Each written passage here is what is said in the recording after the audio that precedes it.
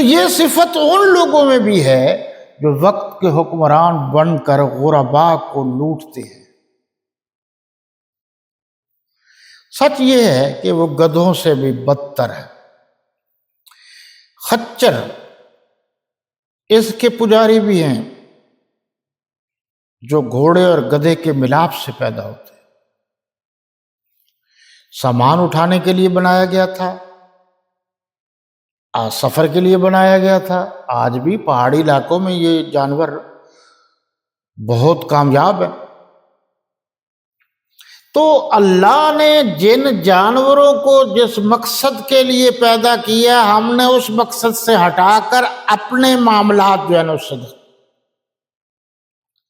اور بعض لوگ تو 10 دنوں میں گھوڑے کی جان ہی نہیں چھوڑتے، سارا سال اسپیشل پالتے ہیں،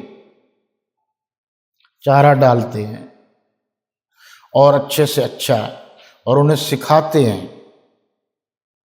اور مجھے معلوم ہے میرے شاگردوں میں سے بھی ہیں جو ایسے یہ گھوڑوں کو ڈانس سکھاتے ہیں، اور بڑے بڑے لوگ ایسا کام کرتے ہیں۔ پھر محرم میں یہی جانور جس کو سکھایا گیا ڈانس، یہ بطور ایک علامت کے استعمال ہوتا ہے، اس پر خوبصورت چادریں ڈالی جاتی ہیں، ان کے سامنے ہاتھ جوڑا جاتا ہے، ان کو باقاعدہ جب آدمیوں کا رش ہوتا ہے تو اس کو لایا جاتا ہے اور کہا جاتا ہے یہ فلاں جگہ سے آ رہا ہے۔ اور بعض اوقات تو ایسا بھی ہوتا ہے کہ دور سے اس گھوڑے پر آدمیوں کو بٹھایا جاتا ہے، اور وہ آدمی موقع پر آ کر کہتا ہے، اس کے وہ گھسے پٹے سفری لباس پہنایا جاتا ہے، میں فلاں جگہ سے آیا ہوں اور ابھی یہ دیکھ کر آیا ہوں۔ وقوع کو 1400 سال ہونے والے ہیں، یہ ابھی دیکھ کر آ رہے ہیں۔ اس لیے سارے کا سارا معاملہ غلط ہے، سب کی سب باتیں کہانی ہیں۔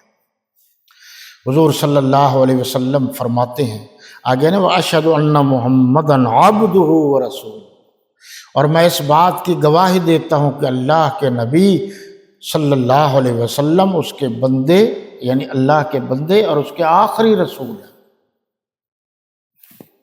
اب یہ جو گواہی ہے اس پر آپ غور کریں گے کہ بعض لوگ اس کا معنی یہ کرتے ہیں، مفہوم یہ بیان کرتے ہیں کہ گواہی کا مطلب ہے وہ موقع پر موجود ہو۔ تو اس سے پتہ چلا کہ وہ موقع پر اللہ کے علاوہ سب سے بڑی ذات اقدس اپنے جسم اطہر کے ساتھ موجود ہے۔ لیکن آپ کی کچہریوں میں وہ گواہ بھی تو ہوتے ہیں جو موقع پر نہیں ہوتے۔ لیکن بخاری شریف میں، ترمذی شریف میں یہ حدیث موجود ہے کہ روز محشر اللہ تبارک و تعالی کے سامنے جب سب انبیاء کرام علیہ السلام کی پیشی ہوگی تو اللہ نبیوں سے پوچھیں گے، کیا آپ نے میری وحدانیت کا پیغام پہنچا دیا؟ وہ کہیں گے جی ہاں۔ لیکن ان کے امتی کہیں گے کہ نہیں۔ پھر اللہ پوچھے گا، میرے پیغمبرو آپ کے پاس کوئی گواہی بھی ہے؟ تو وہ کہیں گے ہاں، حضور صلی اللہ علیہ وسلم کی جو امت ہے وہ گواہی دیں گے کہ یہ انبیاء کرام سچ کہہ رہے ہیں، انہوں نے آپ کا پیغام پہنچایا تھا لیکن انہوں نے نہیں مانا تھا۔ تو پوچھا جائے گا کہ آپ تو تھے نہیں، آپ تو آخری نبی کی آخری امت ہیں، سابقہ انبیاء کے دور میں تو آپ تھے نہیں، تو آپ کیسے گواہی دے رہے ہیں؟ تو وہ عرض کریں گے، اللہ ہمارے آقا پیر و مرشد حضرت محمد نبی آخر زمان صلی اللہ علیہ وسلم نے فرمایا تھا کہ سابقہ نبیوں نے اللہ کی توحید کا پورا پیغام پہنچایا ہے، ان میں سے کچھ لوگ ہیں جنہوں نے نہیں مانا، تو ہمارے نبی نے چونکہ ہمیں بتایا تھا اس لیے ہم گواہی دے رہے ہیں۔ تو وہ گواہ موجود تو نہیں تھے۔ تو کوئی ضروری نہیں ہے گواہ موجود۔ ہم اپنے نبی کے زمانے میں تھے، ہم آج گواہی دے رہے ہیں کہ اللہ کے نبی آخری نبی تھے، آخری رسول تھے، آخری پیغمبر تھے۔ دیکھو گواہی کا اشہد، میں گواہی دیتا ہوں۔ تو یہ سلسلہ جو ہے قیامت تک جو بھی مسلمان آئے گا وہ گواہی دے گا۔ دور اقدس میں تو موجود نہیں تھا، اب ہے نا، تو وہ گواہی دیتا ہے، وہ گواہی قبول ہے۔ آگے یہ فرمایا گیا کہ اللہ کے نبی رسالت پناہ صلی اللہ علیہ وسلم آسمان کی طرف رخ کر کے دیکھتے تھے اور دل چاہتا تھا۔ اللہ نے حکم دے دیا، نماز میں ہی رخ پھیر لیا، صحابہ کرام نے بھی پھیر لیا۔ بعد میں صحابہ کرام نے ان لوگوں کو جو نماز بعد میں پڑھ رہے تھے انہیں بتایا تو انہوں نے بھی رخ پھیر لیے۔ یہ ہے اطاعت نبوی۔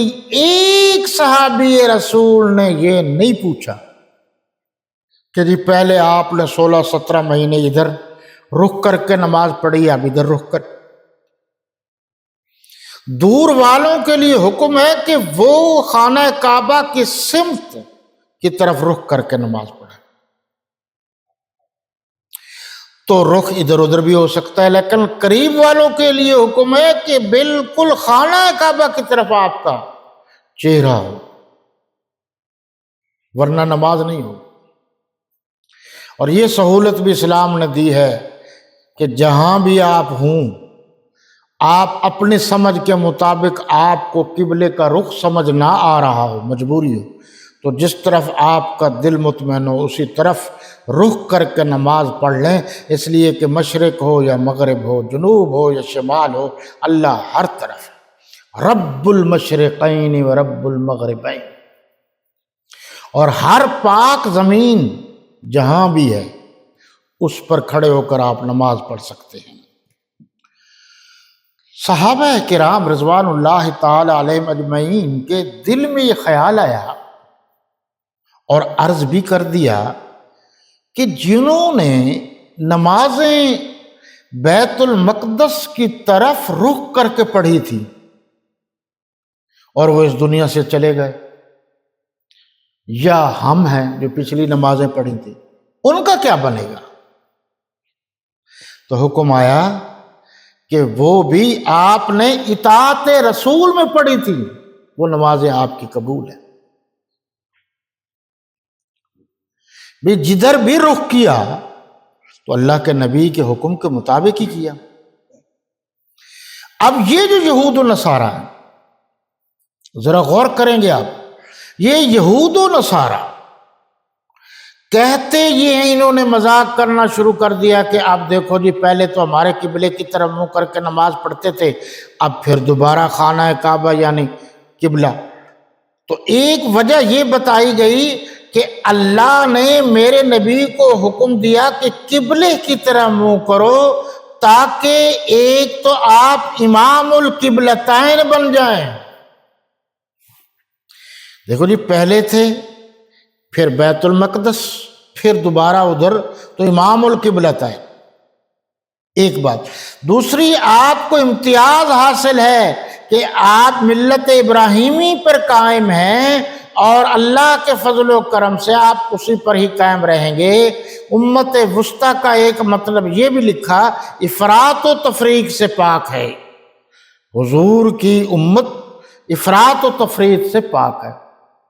کوئی بھی شخص اللہ کے نبی کو اللہ نہیں سمجھتا، اور کوئی بھی شخص ان کا جو اعلیٰ مقام ہے ان سے کم کرے گا تو یہ بھی غلط ہو جائے گا۔ اللہ تبارک و تعالی نے فرمایا میرے نبی انہیں بتا دیجئے کہ ہم نے جو کہا تھا وہ درست ہے، ان سب کی نمازیں قبول ہیں اور اللہ کے ہاں وہ سرخرو ہے۔